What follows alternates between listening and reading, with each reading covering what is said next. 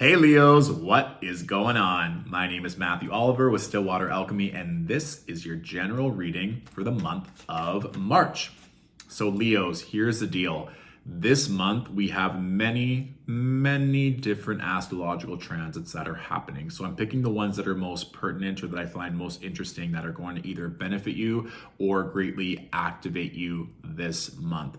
First and foremost, at the start of the month, we have Venus and Jupiter in the sign of Aries, a fellow fire sign. So this is already quite nice. The fact you have both benefics making a trine to your Leo placement is phenomenal. This gets better on March 7th when Saturn leaves Aquarius and enters Pisces, meaning that Saturn is no longer opposing your Leo placements. This will feel probably instantly like the weight of the world is being left off of your shoulders, or that it will no longer be difficult to make headway or to move forward or to be seen or to get recognition for your talent. Whatever it is, it's going to be significantly easier, which is a huge win.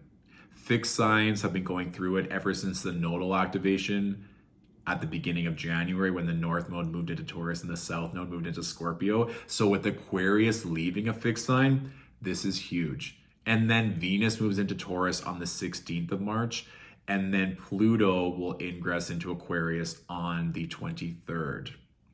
So with those two placements, having Venus move into Taurus is not a bad thing. It's in her home sign of Taurus. It makes a square to your Leo placements. So it could be lots of things coming in, or it's almost like you have to pick the pleasurable thing to do. It's like, do I do this or do I do this? Both things are going to be good, but you might be feeling pulled in different directions. So it's like a good problem to have. Or it's like, I have so much money now, where am I going to invest it? Or it's like you have 3 different job offers, which one feels the best? Like, this is what we're playing with.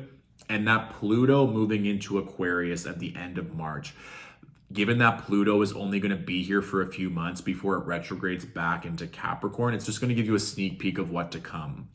However, Pluto does represent these themes of death and rebirth and power and truth and control and even like passion and this intense desire.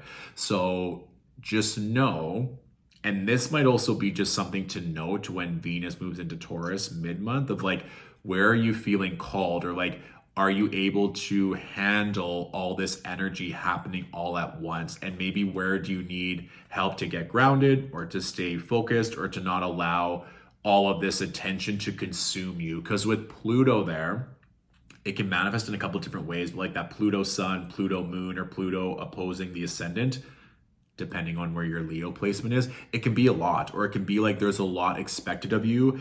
There's a lot of opportunity, but it also can be a lot of stress or a lot of activation. So how I'm also seeing it, Leo, is that you're not just in it for yourself anymore. Like, yes, you're still going to be at the forefront, you're going to be seen, but you're going to be responsible for more energy, for more people, for your family, for more opportunities. So while you're ascending and gaining this momentum, there's going to be a lot of people depending on you and potentially a lot of eyes on you. So there might need to be certain things you've probably learned with this Saturn and Aquarius transit over the past 2-3 years, where you're like, okay, like I can no longer show up in this way, or I can't just forgo these responsibilities, or I can't just do these silly mistakes anymore. There's going to be more accountability. There's going to be many more blessings. How do I wish to show up and harness and reap all these rewards while still staying integrity to myself? And I know that can seem daunting or overwhelming. It's things that you're going to integrate and learn, because Pluto is going to be in Aquarius for 20 years. And that's going to be a lot to take in, of course. But I think you're going to be at the forefront to help the collective integrate those generational themes of Pluto and Aquarius. So I'm going to be releasing more content, more offerings, more things to sink our teeth into, especially with Saturn moving into Pisces, with Pluto moving into Aquarius. So there's no need to fret. I just kind of want to give you a little teaser, a little sneak peek. Overall, Leo, I want you to know that this month is phenomenal. You start off with 2 benefics in a fire sign. Saturn is leaving Aquarius, and then Venus moves into a fixed sign. Like, it just keeps getting better and better and better. But just know, in my opinion, all this expansion, all this opportunity is not just going to benefit you, it's going to benefit many people around you. So that for me would just getting very clear with the focus, with the intention, so that the universe can just drop that love, that benevolence, that wealth perfectly to you without you having to hesitate or feel like it has to be this monotonous work to get to where you want to be. It's like you've done the work, you've learned the lessons, now it's go time. So let's pull a few cards to see what is coming through. That one wants to come out. Good as well.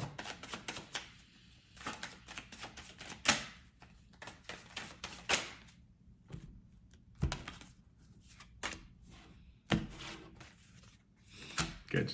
All right. I'm not sure if some of you are like stressed around money or wondering when the money is going to come in, but I have the Nine of Swords with the Queen of Pentacles here. The Nine of Swords actually came out first if we're being technical here. So this could just be, it's like, oh, I've invested so much money or so much time. Like, when is it going to come in? Like, I want this so badly. And I think that it might just be as simple, Leo, as one, you just heard me go on for like 5 minutes of all these transits that are benefiting you, but almost in your mind deciding like, it's my time. Everything that I've learned was preparing me for this moment. I'm ready. The wealth is coming. The success is coming. The expansion is coming. The glory is coming.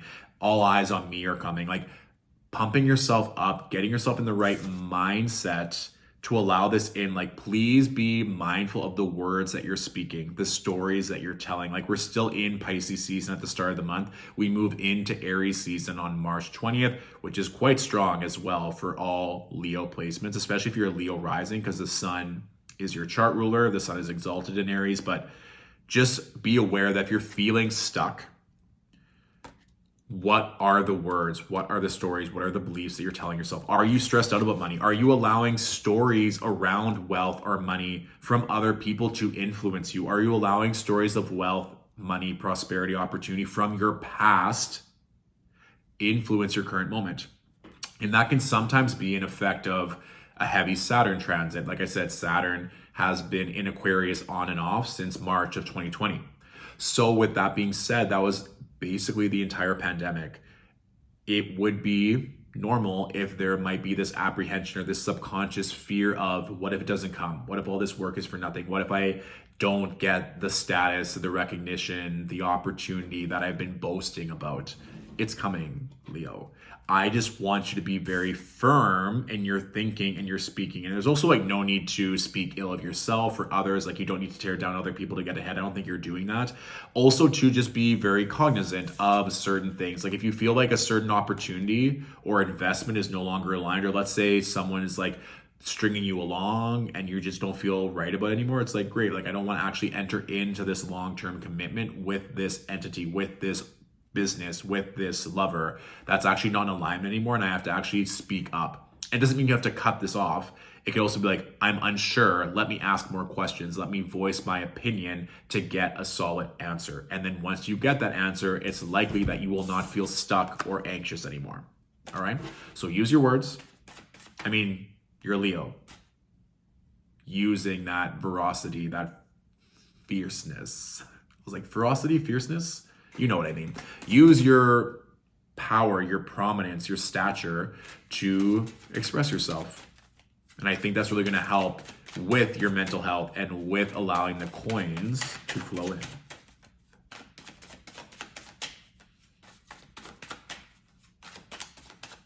All right, one. Yeah, it's interesting. And I think this just makes sense to me, Leo, with that Saturn transit finally leaving Aquarius. We have the 8 of Swords, the 10 of Swords, and the Page of Cups. So it's like, I think, especially with the 9 of Swords, you have the 8, 9, and 10, but the ones that just came out here, 8 and 10. I do think and truly believe that everything is mindset. A lot of times we expect something to change in our external reality to help us feel better internally. It's like, when are we going to get a break? Like, we've been doing this for so long. When is it finally going to come in? It's only going to come in when you change your mind. When you decide that the struggle is over. That's it. Also with this Page of Cups energy, it's like, this is interesting because you can see the little fish popping out of the cup. Fish very reminiscent of Piscean energy. The Page of Cups can also just be something more fun, more creative, that takes your mind off of all the responsibility, the stress, the wealth, the money, the power. It's like maybe you're just meant to connect in with that inner child. Maybe you just should go like paint. Maybe inspiration will strike when you allow yourself to be in an inspired creative field.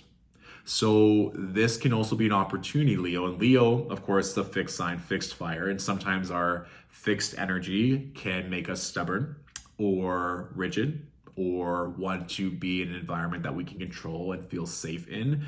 But with the Page of Cups, there's this newness. It can sometimes represent a childlike energy or an actual child. So maybe connecting in with your children if you have children or nieces or nephews. But I think it's like, have some fun.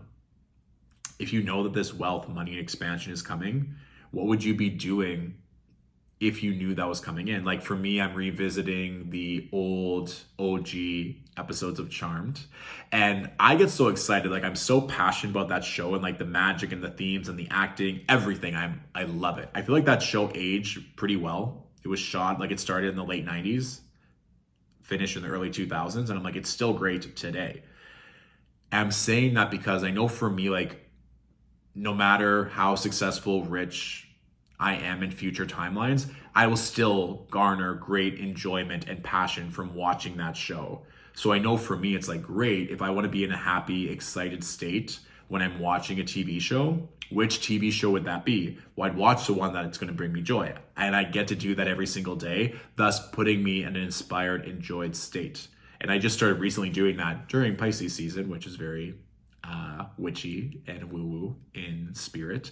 And so I say that if there's something you've always wanted to do or something that's always brought you joy as a child, let's do that. Let's make that a priority. You might say like, I don't have enough time. I feel like that Saturn energy can also make us feel like we have all this pressure to succeed or that we have to do so many things, which can lead to burnout. But you're being asked right now, everything is working out. Play. And that can sometimes be hard. I have a lot of type A clients that work, do. And a lot of times I'm just holding space for them to remind them to slow down, to rest, to enjoy. Because here's the thing, if we go to the next level, we get all the money, all the success, all the status, and we still are not making time to enjoy, to reap the rewards, to be with our children, to be with our inner child, then what's the point? You're just reinforcing this belief, this mindset that you have to work so hard, put in all these hours before you can rest. And then it ends up being a year, 5 years, 10 years. Like we want to incorporate the play now. I think this Page of Cups is such a beautiful way to end this reading, that play, create, feel inspired. What does feeling inspired mean to you? What does feeling hopeful, rejoiced, rejuvenated feel like to you? What puts you in that state of mind? And do that this month. All right, Leo? Boom. So that is my general reading for the month of March. Of course, it's just a general reading. If you want to go into these themes further with a one-on-one reading, my books are still open until March 25th. So you can book in directly on my website. Please feel free to share this with a fellow Leo that could also benefit from this reading. And let me know in the comments what resonated, especially if you come back to this like mid-month or the end of the month. I'm always curious to hear how these things manifest and resonate with you. And as I said, I'll be releasing more services, products, workshops throughout the month of March with all the transits that are taking place. So feel free to stay tuned for that and enjoy the play this month, Leo. Connect, feel inspired. Everything else is going to work out as it needs to. Have a beautiful month, and I'll talk to you soon. Bye.